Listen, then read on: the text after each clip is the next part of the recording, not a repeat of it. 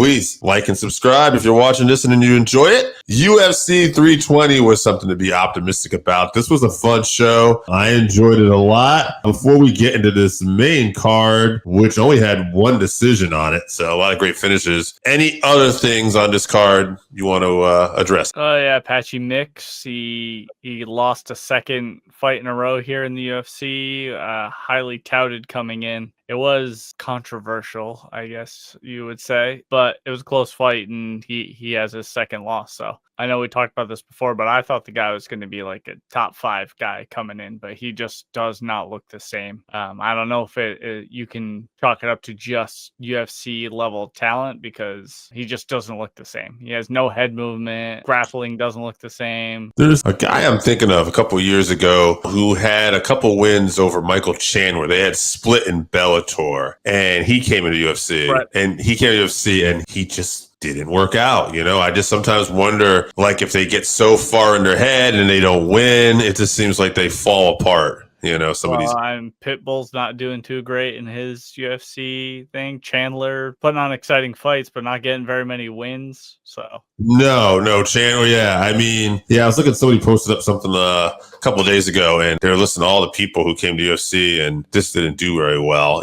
Somebody posted Eddie Alvarez, and they were quick to point out Eddie actually did win a championship. Yeah. But yeah, you look at, there's a lot of guys who just made that crossover, and they do seem to struggle. There is a different level of competition. It's not the case with everybody. Guys like Deridwer right now are doing really well. Jiri came from Ryzen, and he's been so there's definitely successful cases out there, but I do think there is something to not only the level of competition in UFC, but just the mental game of once you get to that next level and realizing, especially if you don't start winning out of the gate, and you lose a couple, then I think it becomes pressure. Yeah, I think it becomes even more of a problem for a lot of these people. But there's some good stories on this card. We'll get to some people who have bounced back.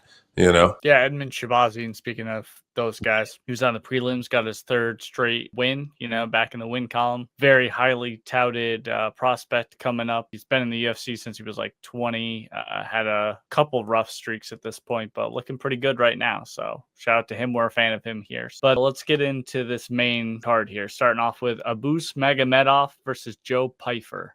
Yes. Not even looking at my notes. I was trying to share this, but I can tell you off the top of my head. Big thing I wrote down in my notes, I remember, is what a difference a round makes. Because I remember watching this, and Abus, that first round is taking him down. He's clinching.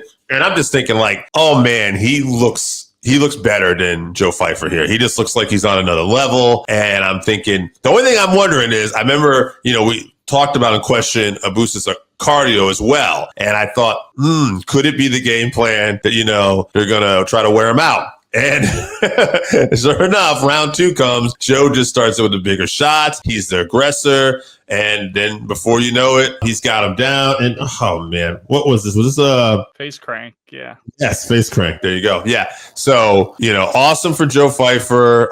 Great to almost, obviously you never, no one ever says, hey, I really want to get beat up the first round. But in retrospective, really great performance, overcoming that adversity. And then, getting that submission like that, I think it even puts more of a positive spotlight on Joe right now. And I was looking at the rankings this morning. I think he's literally 15 right now. Like, he's just cracked the top 15. I like to see him fight, and this is a dangerous one, but I think if he, just because of the styles, I like to see it. Paulo Costa. Yeah, that's a tough fight.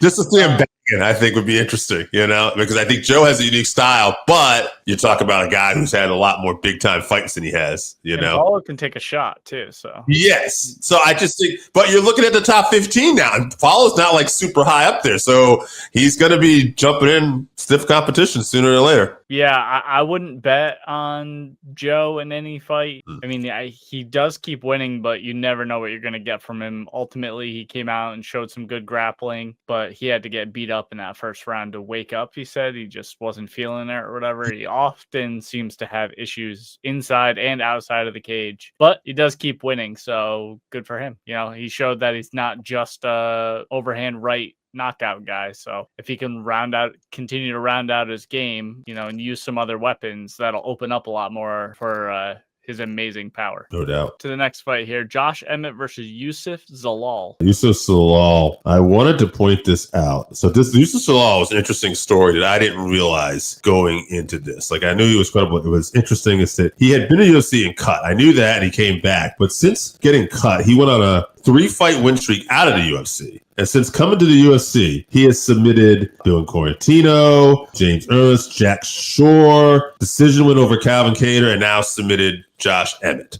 So, like, you talk about just being on a tear right now in the UFC, and he looked really good. I do want to say Emmett looked a little off to me, but I don't want to take anything away from Youssef because I just thought maybe that's Youssef. I just thought Youssef looked much like Abus did in the first round of the other fight, except for Youssef never had the problem. And then, so what did Emmett get his arm broken or was it a dislocation? Did we ever find out? No, he just verbally tapped because he knew he wasn't getting out of it, is what it seemed. I saw him holding that arm afterwards, and I wondered if there was an injury too. I didn't hear about it if he did have an injury. So Youssef, though, next opponent, I thought be a fun fight for him. Grappling, someone who can maybe hang with him, Aljamain Sterling. Oh, geez. Yeah, that'd be fun. Yeah. Mm-hmm. I mean, Josh said that he spent his camp working on his power. Okay. Which, I mean, we saw what he did to Bryce Mitchell. Got power. So. Yeah, of all the things to work on, I don't know what he was doing there. But yeah, Youssef just used movement and fight IQ to nullify that, and he used speed. So he looked much better in the short amount of time he was in there. We didn't get to see too much, but that's a good win for him to put him, in contention for those ranked spots up there. So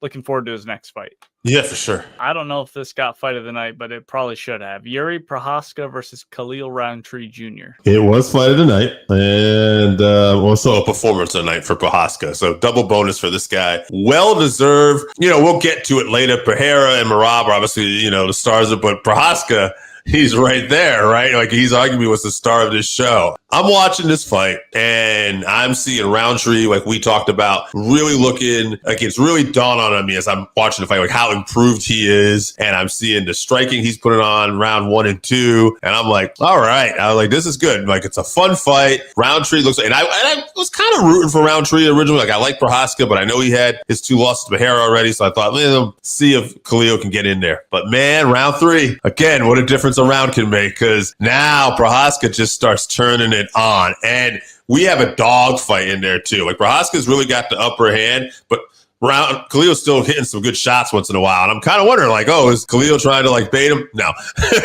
no, he was not. He was not. And Prochazka comes back, gets the finish, TKO round 3, KO. I guess because this was a knockout. I don't know what they called it, but it was a knockout. And yeah, super exciting performance to the point that even though he's lost 2 to Pereira, I think after this performance, he's made a really good case you would want to see him in there again, And then even going on later during the fight when Pereira wins, and we'll talk about that more later, you see a shot at Prochazka. He just looks emotional. And it's just Prochazka being himself, this unique guy is. And to me, he comes off like one of the stars of the UFC. And I hope that he's a guy for him that keeps having success. I almost maybe don't want to do Pereira yet, like maybe give him another fight and maybe he wins that one and you keep both guys strong. But we'll see. There's a lot of things that can move with Pereira, too, as we get to that later. Pereira's talking about going up to heavyweight. Right. Anyway, too. So we don't even know if he's going to stay champ. And if he does, then it makes sense. Carl Solberg and Prochazka should just fight for the vacant light heavyweight champion. That's a clear path, then, if that's the case. Khalil was looking fantastic, really, until he got tired. So, once he gassed out, he couldn't keep his hands up or get out of the way of any of the shots. Jiri immediately noticed that and capitalized on it. So good for him. Yeah. And I mean, the fight was as advertised. It was super fun, like we hoped and anticipated it was going to be. But, you would like to imagine that Jiri would, I feel like he's not really